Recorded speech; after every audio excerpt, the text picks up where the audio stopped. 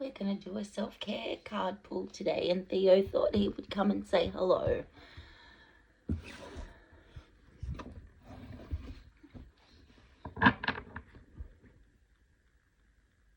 Are you right there, buddy? Are you right there?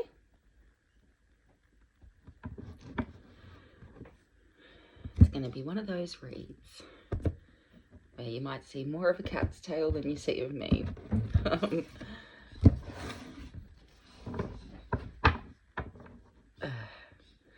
We are currently on day 3 in a row of real estates in our house, although they didn't turn up yesterday because, you know, who cares about our time? But I'm so over it. I'm so over it. I don't know if it's my energy delaying the sale of this house, but the more I remind myself, they are selling stolen goods. This land is stolen, and they are selling stolen goods and would not tolerate if it was their own stuff being stolen and sold right in front of their faces, you know? I've got a whole lot of feelings about real estate agents. So if you're a real estate agent watching this, please take offense. Because why? What? You know the history of this land. You know the history of this land, and you chose to go into the illegal sale of the land. Yeah. You should sit and think and reflect on that. Did I already split this deck? Yes, I did. Okay. We have Judgment on the bottom.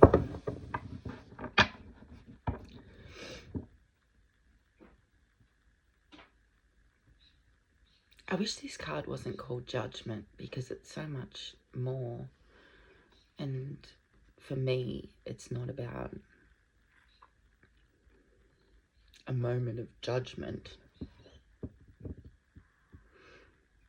It's about a moment of, oh,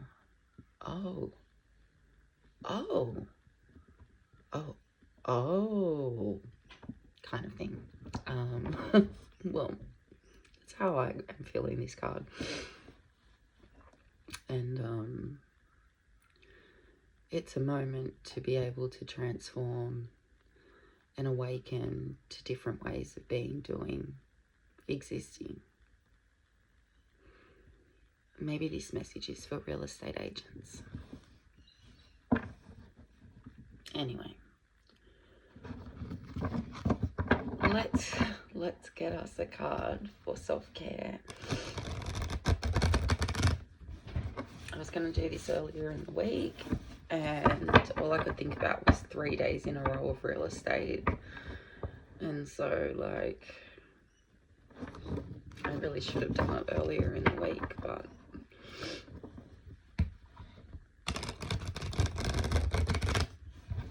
here we are. You get it on a Saturday instead.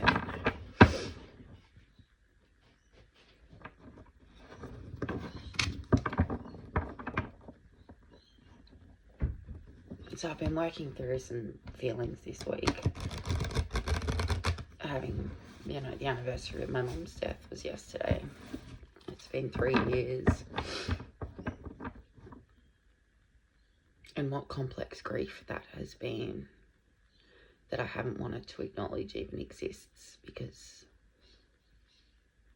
I think I've been grieving her for years, you know. So the grief hit me differently when she died compared to when Dad died. And I had a very different relationship with the two of them. But,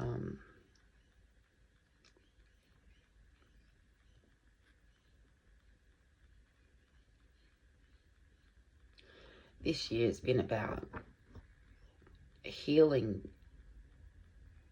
the last of those wounds that exist because of her.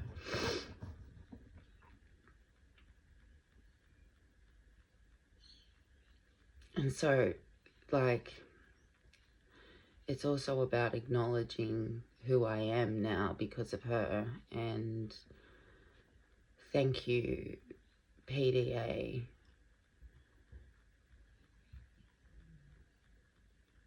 for not wanting me to be like her. Yeah, sure, I have traits of hers. We all have traits of our parents.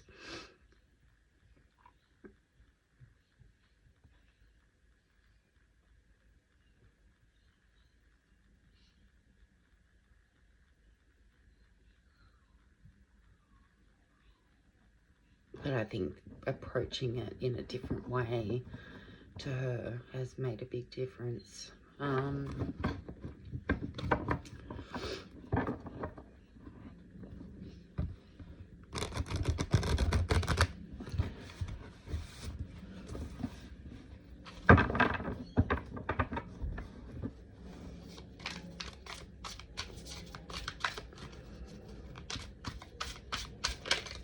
Well, here we go. We have the Hierophant today. So the Hierophant is the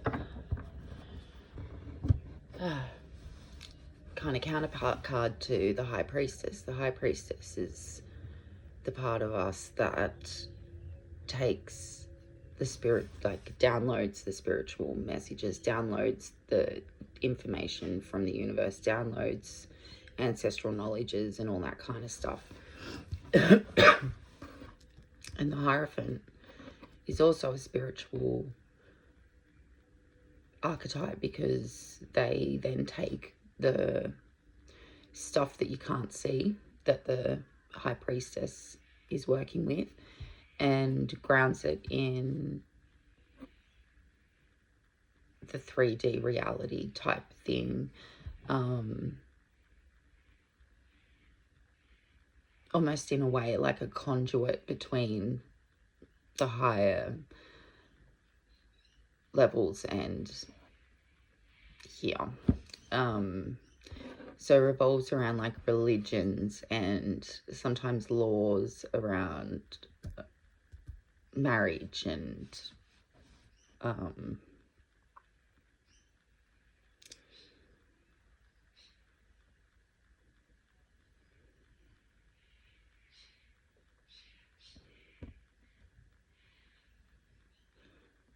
like you can see in this card that, you know, there's people like down the bottom that are like looking up at the Hierophant, listening, learning.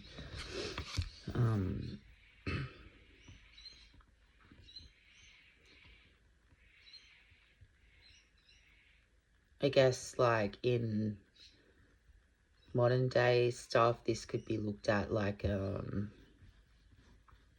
guess a priest or someone like that, someone that is connected to higher power and brings their message out to the people, deciphers it, you know.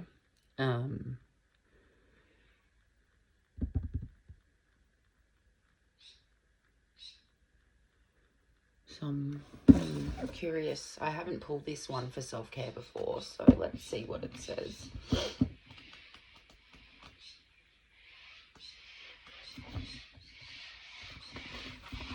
All right. Okay, so the Hierophant signifies the collective energy of teaching and learning, like I was talking about with those people looking up, listening, learning. Through doctrine, through traditions, old and new, and through conformity, the prevailing norms. This card can signify a desire to follow the path and its associated rites of passage that people expect of you, to find trustworthy teachers and pursue knowledge that could confirm or else shift your current beliefs in a transformative way. If you're called to teach what you know, do it with the best intentions to serve. Remembering that the Judgment card was the underlying energy. So I'm really taking from that about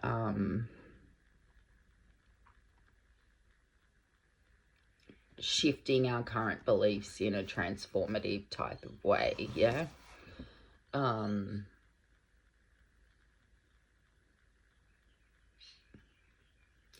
the self-care is to read for pleasure, not a book that you think you should read. It's suggesting going to the library, going to one of the, you know, little community libraries, those little boxes that people put books in. Put boxes in, sin. And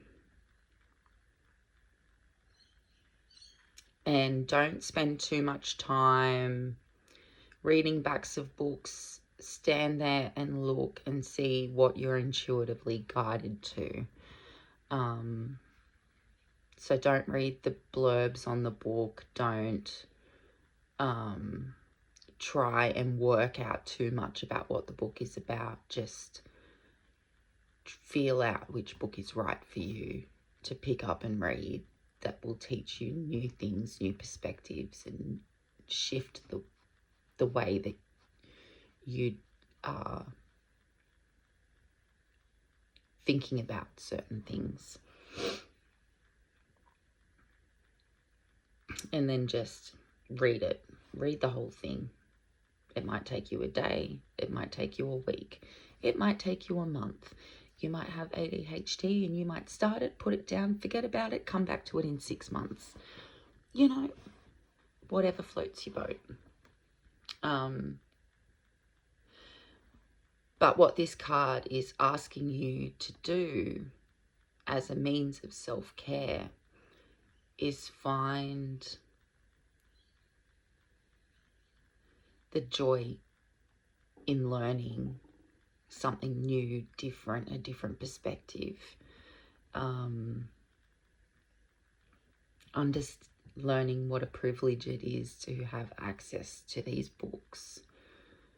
I mean, when we look at the destruction of schools, universities, teaching institutions in Palestine, so much has been destroyed, and those kids and young people can't go and learn their crafts.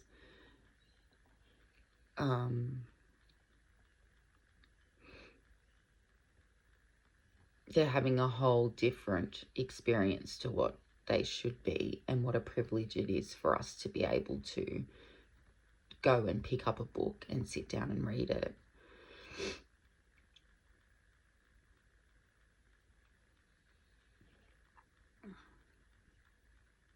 I've been thinking a lot about the discourse around, you know, people being too busy to care about what has been happening in Palestine for 76 years, but especially the last year. What is happening in Sudan and has been happening in Sudan for this latest thing for at least 18 months now. And then we've got Congo, and that has been ongoing for God knows how long. And so many people in society are so caught in the trappings of capitalism and productivity and survival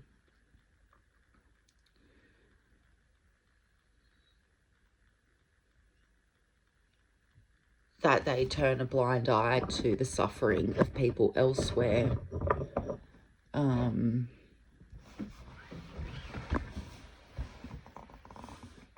And will say, but I've got bills to pay. Like, we don't all live in this colonial capitalist hellhole and have bills to pay.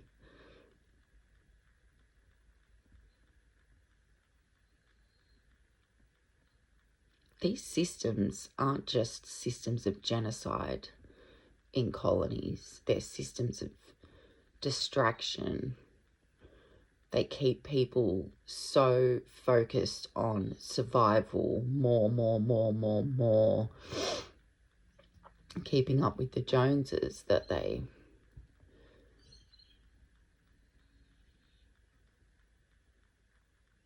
don't care about collective suffering, only individual suffering. And I hate it.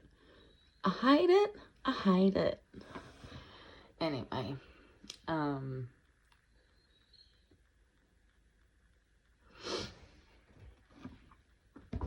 I hope you get a chance to go and look today, maybe tomorrow, maybe it'll be a Sunday thing for you.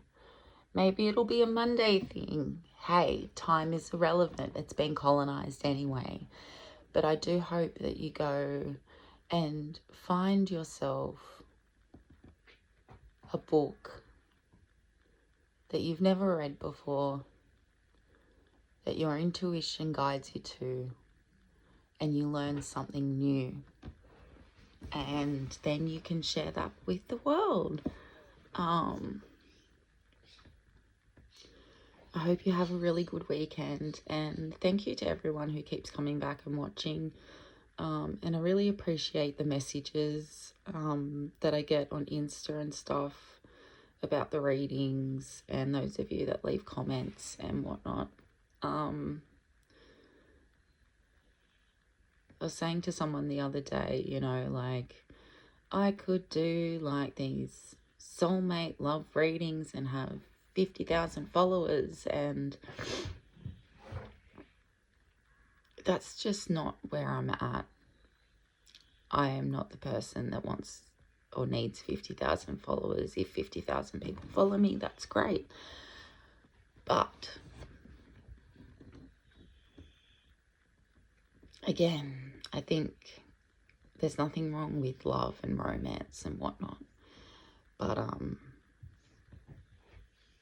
again, it has us focused on individualism, and I'm here for collectivism. And I think, you know, we can't come into those interpersonal relationships carrying the weight of our wounds and hope that those relationships will be healthy. And that goes on a societal level too. Like, if the collective consciousness is not healthy, that's reflected at a societal level. And yeah. Anyway, that's it from me today.